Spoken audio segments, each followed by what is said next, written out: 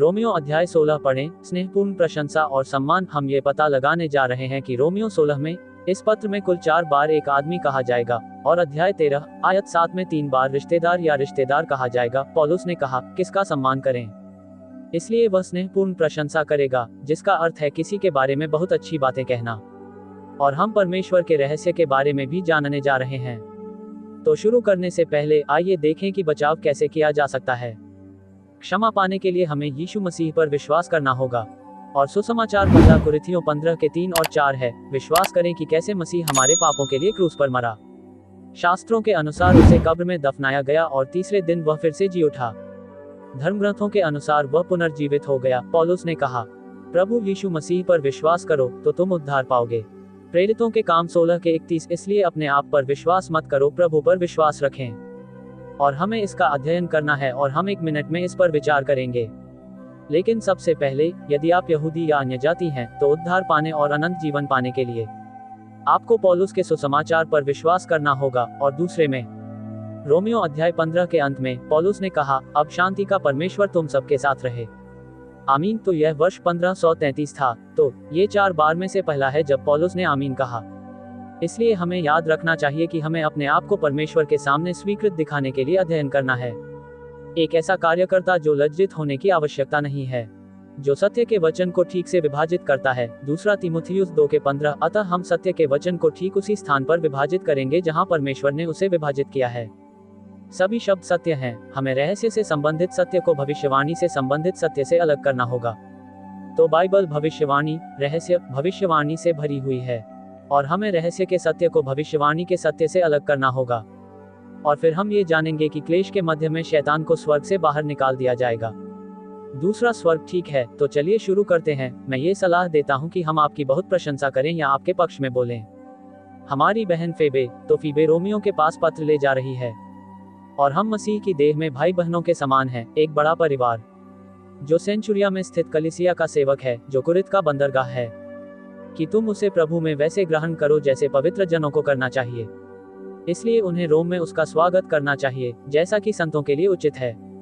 उसके लिए लाल कालीन बिछाएं और उसे जिस भी काम में आपकी आवश्यकता हो उसमें उसकी सहायता करें। इसलिए एक काम जो उन्हें करना चाहिए वह है इस पत्र की प्रतियां बनाना, क्योंकि कलीसिया सत्य का आधार और आधार है और सभी कलीसियाएं पौलुस के पत्रों की प्रतिलिपियां बनाने में व्यस्त थीं। क्योंकि वह बहुतों में से एक थी, वह कई लोगों की सहायक रही है और मेरी भी। तो वह किसी की बहुत प्रशंसा कर रहा है। अब वह इस पत्र में लगभग 27 लोगों की सराहना करेंगे और उनके बारे में अच्छी बातें कहेंगे, जिनमें से 9 महिलाएं हैं। प्रिस्किल्ला और अक्विला को नमस्कार। ध्यान दें कि उसने अक्विला से पहले प्रिस्किल्ला का उल्लेख किया है। इस बार मसीह में मेरे सहायकों ने, जिन्होंने कुछ नहीं दिया, मेरे प्राण के लिए अपनी गर्दन दे दी, और केवल मैं ही नहीं वरन अन्य जातियों की सारी कलीसियाएं भी उनका धन्यवाद करती हैं। अतः ये कलीसियाएं गलातिया और थिस्सलुनीके और कुरिन्थ और सेंचुरिया की कलीसियाओं के समान हैं। इसलिए इफिसुस में हो रहे उपद्रव के दौरान प्रिस्किल्ला और अक्विला ने पौलुस को छिपा दिया ताकि वह मारा न जाए। और इसकी चर्चा प्रेरितों के काम 19 में की गई है और हम सभी अन्य जातियों की कलीसियाएं धन्यवाद देती हैं, क्योंकि पौलुस हमारा प्रेरित है और यदि वह मारा गया होता तो हमें उसके द्वारा रोमियो को लिखे गए ये सभी पत्र नहीं मिलते। इसलिए हम आभारी हैं। इसी प्रकार अपने घर में स्थित कलीसिया को भी नमस्कार करो। तो उनके घर में एक चर्च था और हम ये पता लगाने जा रहे हैं कि रोम में लगभग 5 चर्च हैं। मेरे प्रियतम को सलाम, जो मसीह के लिए अखिया का पहला फल है। इस प्रकार वह दक्षिणी यूनान का पहला विश्वासी था जिसने पौलुस की कही बात पर विश्वास किया। मरियम को नमस्कार, जिसने हमारे लिए बहुत परिश्रम किया। इसलिए हमें यह निश्चित नहीं है कि यह कौन सी मैरी है। ये संभवतः मैरी है। मरियम, मार्क की माँ, वो संभवतः यरूशलेम से रोम चली गई होगी। हमें पता नहीं, हम नहीं जानते कि वह मैरी कौन है, लेकिन जो भी थी, उसने हम पर बहुत मेहनत की। अंद्रुनिकुस और यूनियास, जो मेरे कुटुंबी और मेरे साथ बंदी थे और प्रेरितों में प्रसिद्ध हैं और मुझसे पहले मसीह में हुए थे। ठीक है, तो यह उन 3 बार में से पहली बार है जब उन्होंने रिश्तेदार शब्द का प्रयोग किया है। इसलिए हम नहीं जानते कि एंड्रोनिकस और जूनिया 2 पुरुष थे या 1 पुरुष और 1 महिला, लेकिन वे साथ ही कैदी थे। शायद 9वें अंक में, मेरा मतलब है 16वें अंक में, फिलिप्पी में। हम ठीक से नहीं जानते कि 12 प्रेरितों में से कौन कौन उल्लेखनीय हैं और वे पौलुस से पहले मसीह में थे, क्योंकि वे छोटे झुंड के विश्वासी थे। वे पतरस के समूह के विश्वासी थे और वे राज्य के सुसमाचार के द्वारा बचाए गए थे। परंतु अब वे मसीह की देह के निर्माण में सहायता करके परमेश्वर की सेवा कर रहे हैं, क्योंकि परमेश्वर अब यही कर रहा है और इसलिए वे परमेश्वर जो कुछ कर रहा है उसका हिस्सा बनना चाहते हैं। तो आइए एक त्वरित नजर डालें कि रोमनों को किस प्रकार प्रस्तुत किया गया है। अतः रोमियों का पूरा पत्र परमेश्वर की धार्मिकता के बारे में है। अतः 1 का 18 से 320 तक धार्मिकता की आवश्यकता थी। 3 के 21 से 5 के 21 तक धार्मिकता को अध्याय 6 में आरोपित किया गया। अध्याय 9 से 11 में सेवा के लिए 8 धार्मिकता प्रदान की गई। विश्वास करने वाले, मेरा मतलब है अविश्वासी यहूदियों ने राज्य के प्रस्ताव को अस्वीकार कर दिया। इसलिए परमेश्वर ने अनुग्रह का प्रबंध डाला और इसलिए उसने सेवा के लिए पत्रस के समूह और पौलुस के समूह को चुना। और अध्याय 12 से 16 तक हमें पौलुस से व्यवहारिक निर्देश मिल रहे हैं, क्योंकि रोमियों के 4 भाग हैं। औचित्य अध्याय 1 से 5 तक है, वह हमारे लिए मरा और जी उठा। फिर अध्याय 6 से 8 तक, जब उनकी मृत्यु हुई, मैं भी मर गई। जब वह जीवित हुआ तो उसे दफना दिया गया। जब वह उठे तो मैं दफन हो गई, मैं उठी, अतः हम भी उसके साथ मर गए और जीवन की नई गति के लिए जी उठे। फिर अध्याय 9 से 11 में सेवा के लिए चुनाव है, पीटर का समूह और पौलुस का समूह। और फिर हमारे प्रेरित पौलुस से व्यवहारिक निर्देश सिद्धांत के अभ्यास द्वारा धार्मिकता 12 से 16 में है। तो फिर परमेश्वर की इच्छा क्या है? कौन चाहता है कि सभी मनुष्य उद्धार पाएं और सत्य का ज्ञान प्राप्त करें? कुछ लोग बचाए गए हैं, परंतु सत्य का ज्ञान प्राप्त नहीं कर सके हैं। सत्य का ज्ञान रहस्य को समझना है, सही ढंग से विभाजन करना है। पॉलिन विश्वासी गलत तरीके से विभाजनकारी विश्वासियों को उस जेल से मुक्त कराने का प्रयास कर रहे हैं, जिसके बारे में उन्हें पता ही नहीं है कि वे उसमें हैं। ठीक है, और इसलिए आप जानते हैं, ये गलत तरीके से विभाजित विश्वासी हैं। हम उनकी मदद करने की कोशिश कर रहे हैं। तो फिर पौलुस ने रोमियो 9 के 3 में क्या कहा?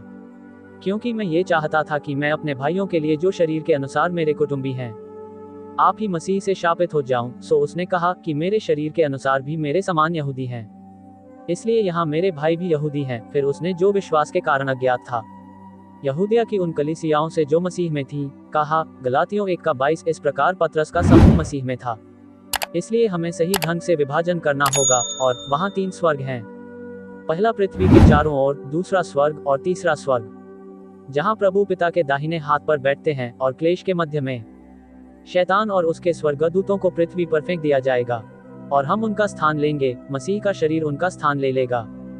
परंतु प्रभु यीशु मसीह अर्थात परमेश्वर का राज्य स्वर्ग और पृथ्वी से बना है और प्रत्येक व्यक्ति को मसीह में रहना है। इसलिए रोमियो के आरंभ में पौलुस ने कहा कि मैं तुमसे मिलने की लालसा करता हूँ कि तुम्हें अंत तक कोई आत्मिक वरदान दूं जिससे तुम स्थिर रहो।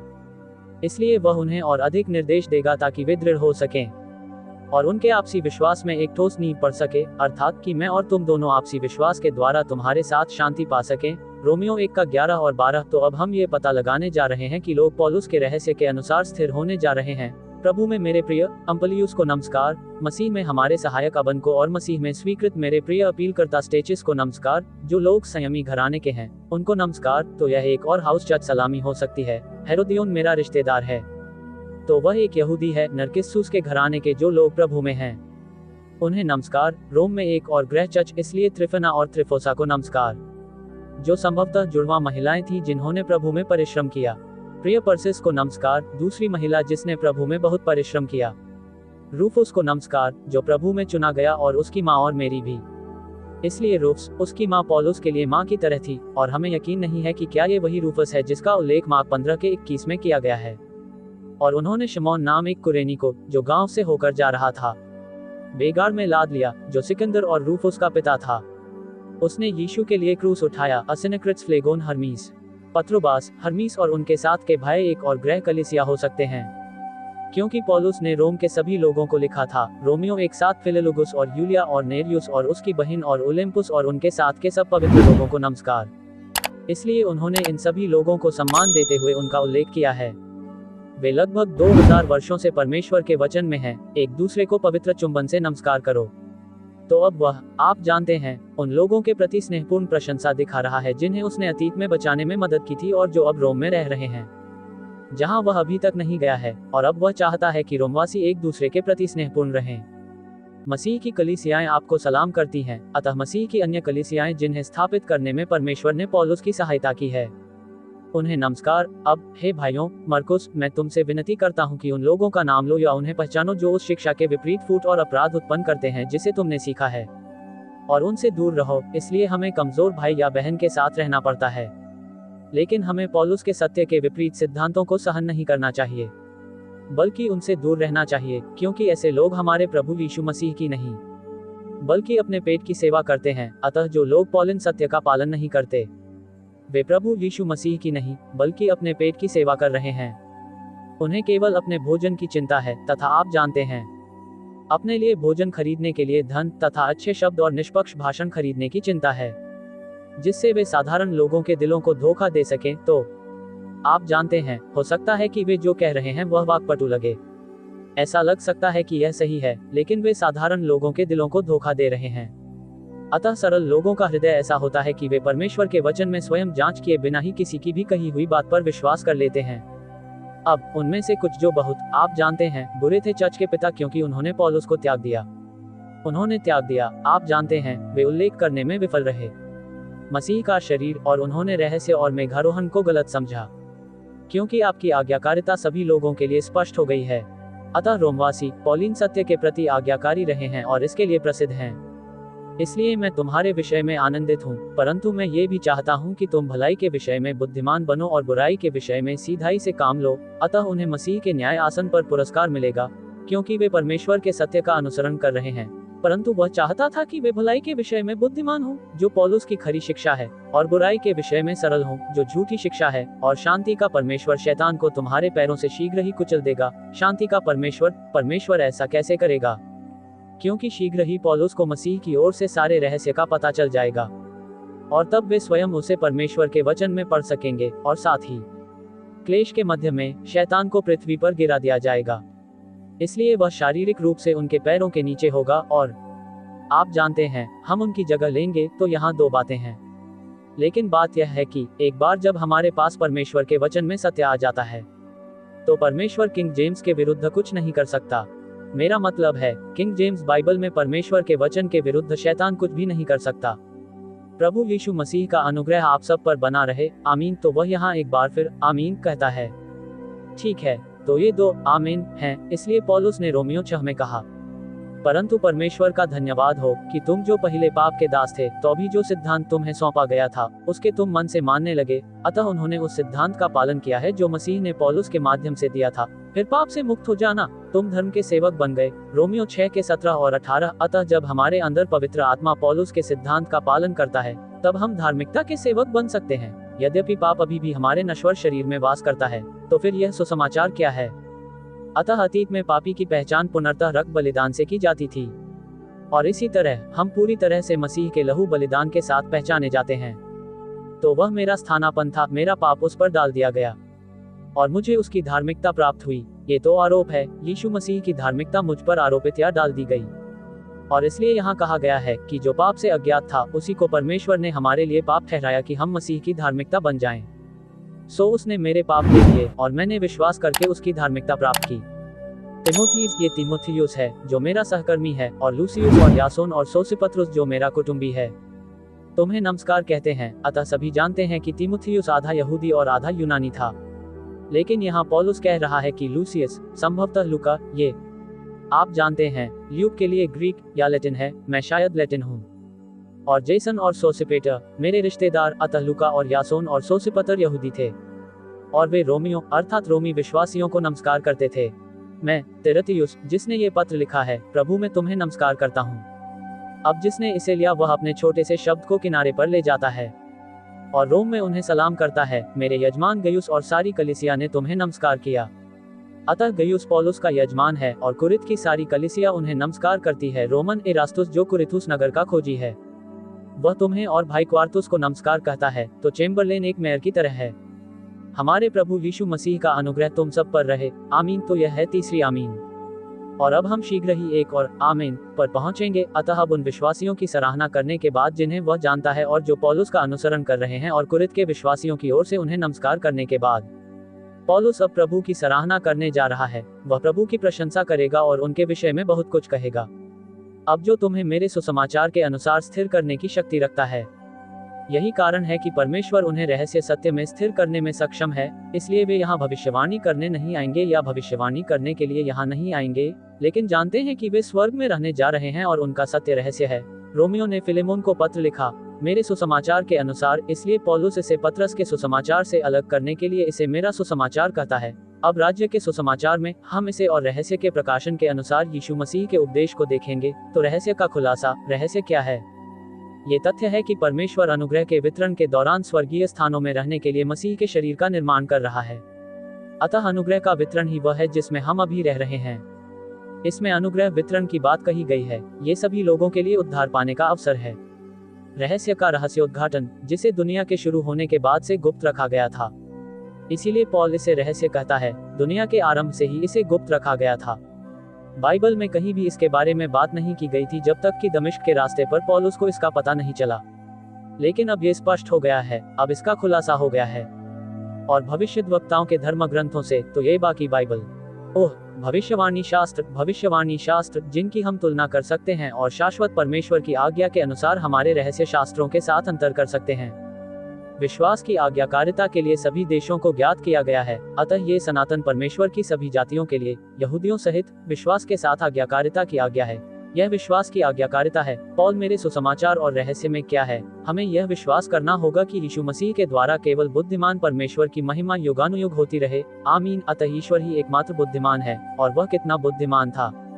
खैर, हम इसे थोड़ी देर में देखेंगे, परंतु पहले हम पौलुस के सुसमाचार को देखें, क्योंकि उसने रोमियो 2:16 में इसका उल्लेख किया था कि वह दिन आएगा जब परमेश्वर मेरे सुसमाचार के अनुसार यीशु मसीह के द्वारा मनुष्यों की गुप्त बातों का न्याय करेगा। तो अगर हमें न्याय दिया जाएगा, पौलुस के सुसमाचार से हम बेहतर जानते हैं कि यह क्या है। स्मरण रखें कि दाऊद के वंश का यीशु मसीह मेरे सुसमाचार के अनुसार मृतकों में से जीवित हुआ। इसलिए पौलुस के सुसमाचार के अनुसार उसका पुनरुत्थान हुआ ताकि वह अपनी आत्मा, अपनी धार्मिकता दूसरों को दे सके। परंतु मैंने प्रमाणित किया है कि यह वही है जो उसने गलातियों से कहा था।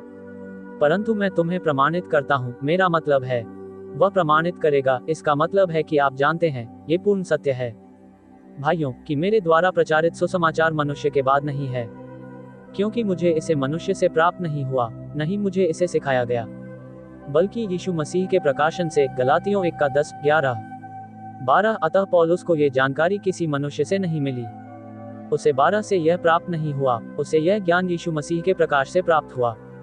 और मैं रहस्योद्घाटन द्वारा ऊपर चला गया, इसलिए वह रहस्योद्घाटन द्वारा यरूशलेम परिषद या सम्मेलन में गया।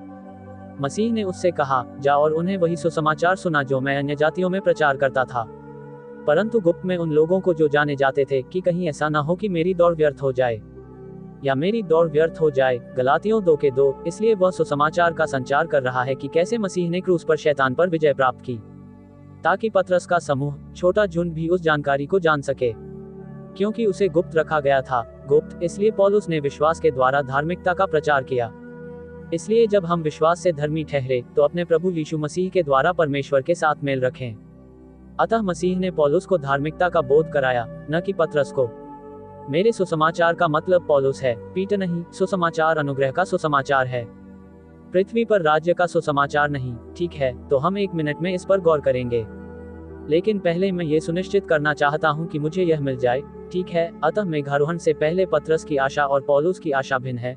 हमें पौलुस पर विश्वास करना चाहिए ताकि हम मेघारोहण के बाद स्वर्ग में अनंत जीवन पा सकें। उन्हें पतरस पर विश्वास करना चाहिए ताकि वे पृथ्वी पर राज्य का हिस्सा बन सकें। अतः यहाँ 2 संदेशवाहक, 2 सुसमाचार और 2 श्रोता हैं। एक प्रभु और एक क्रूस पर व्यवस्था और अनुग्रह एक साथ नहीं मिलते। मसीह ने पतरस से कहा, हे छोटे झुंड, मत डर, क्योंकि पिता को यह अच्छा लगा कि तुम्हें राज्य दे। लूका 12:32। परंतु पतरस और पौलुस ने कहा, तुम पर पाप की प्रभुता ना होगी, क्योंकि तुम व्यवस्था के अधीन नहीं वरन अनुग्रह के अधीन हो। रोमियो 6:14। अतः हम अनुग्रह के प्रावधान में हैं, हम रहस्य के किसी भी पक्ष के व्यवस्था के अधीन नहीं हैं। इसलिए लोगों को आदम से बाहर होकर मसीह में आना होगा। पतरस मसीह में था, परंतु मसीह की देह में नहीं था। पाल ने कहा, सो हम भी जो बहुत हैं, मसीह में एक देह होकर एक दूसरे के अंग हो। रोमियो 12:5। इसलिए हम मसीह की देह हैं। तो फिर परमेश्वर ने इस रहस्य को गुप्त क्यों रखा? वह कहता है, तो भी जो सिद्ध और परिपक्व हैं और आत्मिक रूप से हैं, उनके बीच हम ज्ञान तो सुनाते हैं, परंतु इस संसार का ज्ञान नहीं। यह न तो सांसारिक ज्ञान है, न ही इस संसार के राजकुमारों का ज्ञान है। आप जानते हैं, मनुष्य की बुद्धि व्यर्थ नहीं जाती, परंतु हम परमेश्वर की बुद्धि को रहस्यपूर्ण रीति से बोलते हैं, अर्थात वह गुप्त ज्ञान जिसे परमेश्वर ने सनातन से हमारी महिमा के लिए ठहराया और इस संसार के हाकिमों में से किसी ने नहीं जाना, क्योंकि यदि वे ये जानते तो महिमावान प्रभु को क्रूस पर न चढ़ाते। पहला कुरिन्थियों 2 के 6, 7, 8। इस प्रकार मसीह ने क्रूस पर शैतान पर जयवंत किया और प्रधानताओं और शक्तियों को लूटकर उनका प्रगट प्रदर्शन किया और उनके द्वारा उन पर जयवंत किया। तो क्रूस में ये क्रूस है। कुलुसियों 2 का 15। उसने शैतान को कैसे बिगाड़ा?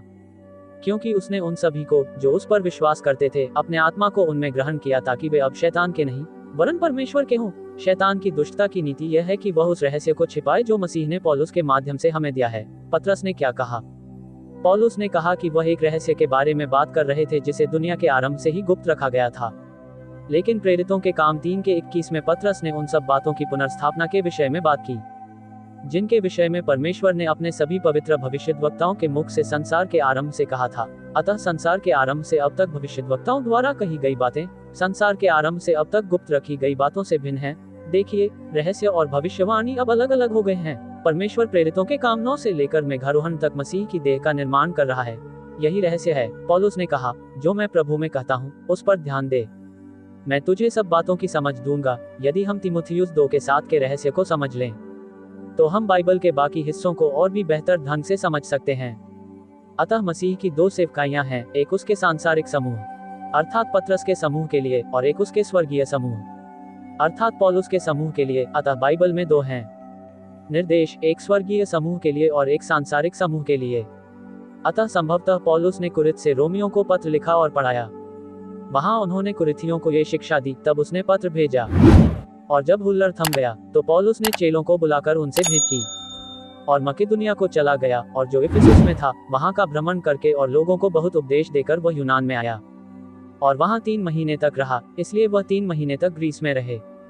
यही वह समय था जब उन्होंने रोमियों के बारे में लिखा और जब यहूदियों ने उनकी घात लगाई क्योंकि वह इजराइल के लिए धन लेकर यात्रा करने जा रहे थे।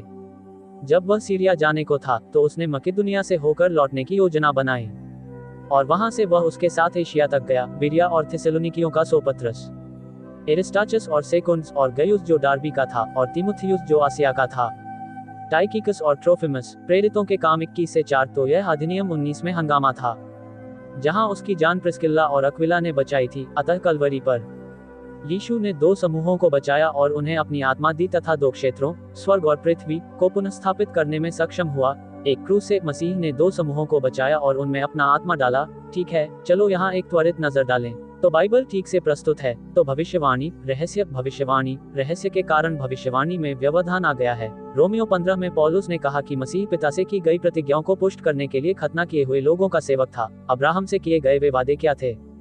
एक भूमि, एक राष्ट्र, एक नाम, एक आशीर्वाद। उत्पत्ति 12:1-3 में बताया गया है कि वह भूमि वह है जहां पृथ्वी पर राज्य होगा और राजा का वचन दाऊद को दिया गया। तो पतरस ने, आप जानते हैं, सभी 12 प्रेरितों के साथ मिलकर राज्य के सुसमाचार का प्रचार किया। उसने कहा, किसी दूसरे के द्वारा उद्धार नहीं, क्योंकि स्वर्ग के नीचे मनुष्यों में और कोई दूसरा नाम नहीं दिया गया जिसके द्वारा हम उद्धार पा सकें। प्रेरितों के काम 4 के 12। तो इसका नाम यीशु मसीह का सुसमाचार है। मसीहा नासरत का यीशु है। परंतु पौलुस ने उद्धार पाने के बाद परमेश्वर के अनुग्रह का सुसमाचार प्रचार किया। और 9वां अंक, चर्च की सबसे बड़ी भूल क्या है? इसका अर्थ यह है कि मसीह का शरीर 9वें के बजाय दूसरे कार्य में आरंभ हुआ। ये समझना इतना महत्वपूर्ण क्यों है कि मसीह का शरीर कब शुरू हुआ? क्योंकि यदि आप ये गलत समझेंगे तो संभवतः आप बाइबल से संबंधित लगभग हर बात को गलत समझेंगे। तो एक क्रूस के द्वारा मसीह ने 2 समूहों को बचाया और उनमें अपनी आत्मा डाल दी।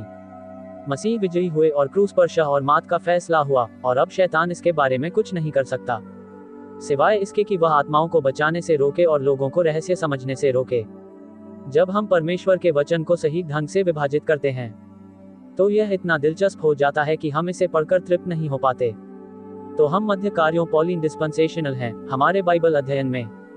आप हमारी पुस्तक गॉड्स सीक्रेट और rightly dividing Romans study guide और रोमन्स ए कंसाइज कमेंट्री में और अधिक जानकारी प्राप्त कर सकते हैं। ये सभी पुस्तकें अमेजन पर उपलब्ध हैं। अमेजन, यदि आप किंडल अनलिमिटेड के सदस्य हैं तो आप दुनिया में कहीं से भी अमेजन पर हमारी पुस्तकें पढ़ सकते हैं। हमारी वेबसाइट marianmanly.com है। हमारा YouTube channel salvation rightly dividing और रैप्चर है। सच कहा जाए, हमारे वीडियो भी प्रसारित करता है। कृपया लाइक, शेयर और सब्सक्राइब करें। धन्यवाद।